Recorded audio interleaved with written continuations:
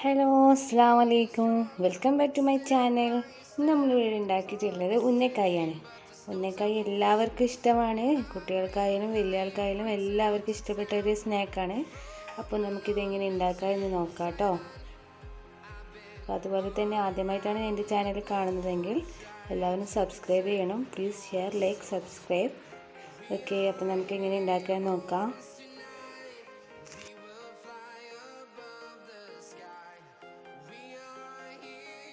ഉന്നക്കായ്ക്ക് വേണ്ട സാധനങ്ങളെന്ന് വെച്ചാൽ ഇപ്പം നമ്മളിവിടെ 4 നേന്ത്രപ്പഴം എടുത്തിട്ടുണ്ട്. അത് കണക്കിൻ്റെ അളവിലുള്ള പഴമാണ്, കൂടുതൽ പഴുക്കാത്ത പഴമാണിത്. അതുപോലെ തന്നെ 3 ടേബിൾ സ്പൂൺ പഞ്ചസാര, പിന്നെ 1 ടേബിൾ സ്പൂൺ ഘീ എടുത്തിട്ടുണ്ട്, പിന്നെ കാഷ്യൂനട്ട്, മുന്തിരി, അതുപോലെ തന്നെ 5 മുട്ടയും എടുത്തിട്ടുണ്ട്. ഇത് നമുക്ക് എങ്ങനെ ഉണ്ടാക്കാമെന്ന് നോക്കാം.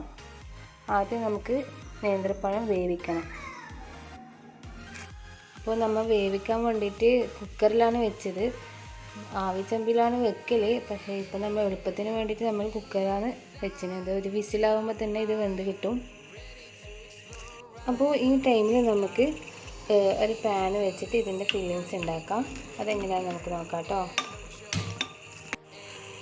പാൻ ചൂടായതിനു ശേഷം നമുക്ക് ഇതിലേക്ക് ഘീ ഒഴിക്കാം.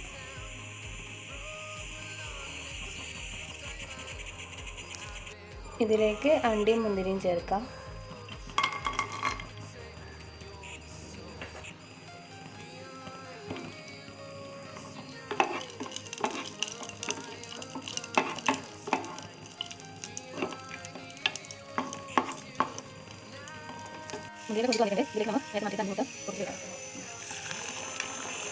പഞ്ചസാര ആഡ് ചെയ്യാം.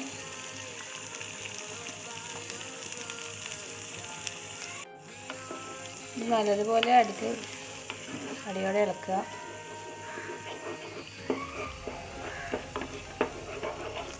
നമ്മുടെ മുട്ടൻ്റെ ഫില്ലിങ്സ് ഇവിടെ റെഡി ആയിട്ടുണ്ട്. അപ്പോൾ ഇതിലേക്ക് 1/4 ടീസ്പൂണ് ഏലക്കായ് പൗഡർ ചേർക്കേണ്ടതാണ്.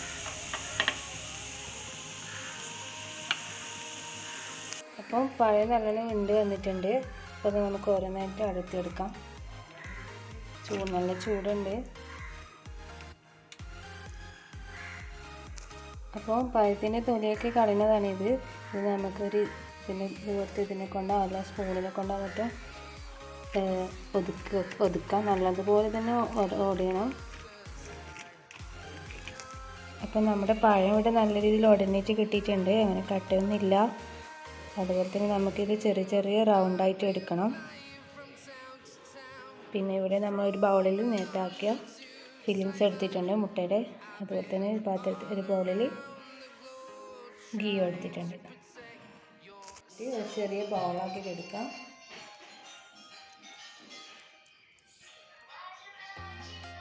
ഇത്രത്തോളം മതിയാവും. ഇതിങ്ങനെ പരത്തുക, കയ്യിൽ വെച്ചിട്ട് തന്നെ പരത്തുക.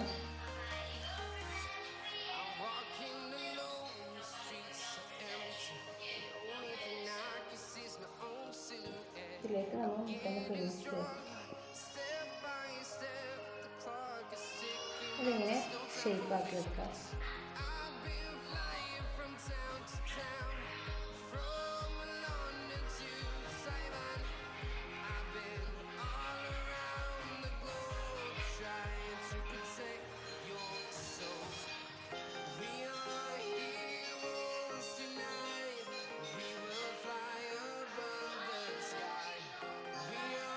ഇങ്ങനെ കൈയോടെ തന്നെ നമുക്ക് ഷേപ്പാക്കാം. ഇതുപോലെ നമുക്ക് ഓരോന്നോരോന്നായിട്ട് ആക്കാം കേട്ടോ.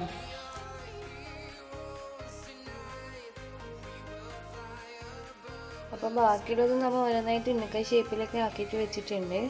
അപ്പോൾ ഇത് നമുക്ക് ഫ്രൈ ചെയ്തെടുക്കാം. ഉന്നക്കായ ഫ്രൈ ചെയ്തെടുക്കാൻ വേണ്ടിയിട്ട് നമ്മളൊരു പാൻ അടുപ്പിൽ വെച്ചിട്ടുണ്ട്. പാൻ ചൂടായതിന് ശേഷം ഓയിൽ ഒഴിക്കേണ്ടതാണ്.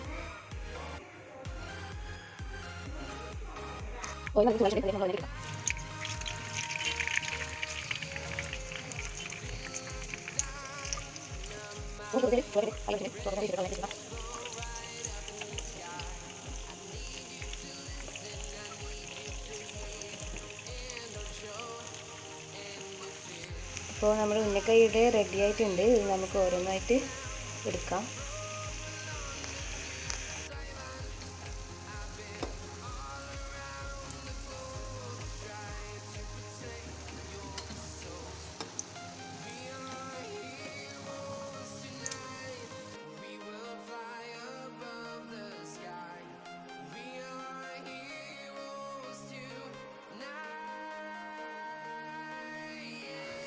അപ്പോൾ നമ്മുടെ ഉന്നക്കായ ഇവിടെ റെഡി ആയിട്ടുണ്ട്. എല്ലാവർക്കും ഇഷ്ടപ്പെട്ടു എന്ന് വിചാരിക്കുന്ന വീഡിയോ. എല്ലാവരും ട്രൈ ചെയ്ത് നോക്കണം. കുട്ടികൾക്കെല്ലാം നല്ല ഇഷ്ടപ്പെടും. ഈവനിങ് സ്നാക്കായിട്ട് ചായയോടെ നല്ല കഴിക്കാം. അപ്പോൾ എല്ലാവരും like, share, subscribe. Okay, thank you for watching my video.